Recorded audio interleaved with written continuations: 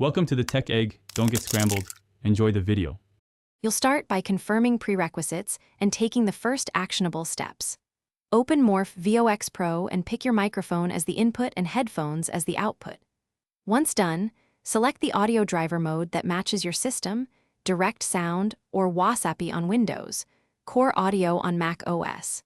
Make sure background noise reduction is enabled and set the microphone gain so your voice peaks around 60–75%. Now load a bass voice preset and verify live monitoring is audible through your headphones before you'll now dive into the core adjustments that shape your sound. Increase or decrease pitch in small steps while listening to natural transitions. Tweak timbre and formant controls to avoid a robotic tone. Use the built-in equalizer to reduce sibilance and boost clarity. Next, assign hotkeys to switch voices or toggle effects instantly. This saves time in live sessions. Once comfortable, add background tracks or soundboards and set volume levels so they don't overpower speech, ensuring your voice remains prominent. You finish by integrating Morphvox with apps and resolving common problems.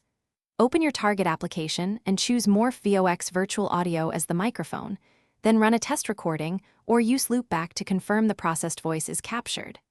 Monitor latency and lower buffer size only if stable. Raise it if you hear glitches.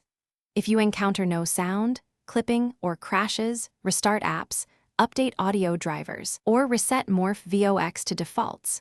One key troubleshooting tip: reinstall the virtual audio device driver if routing.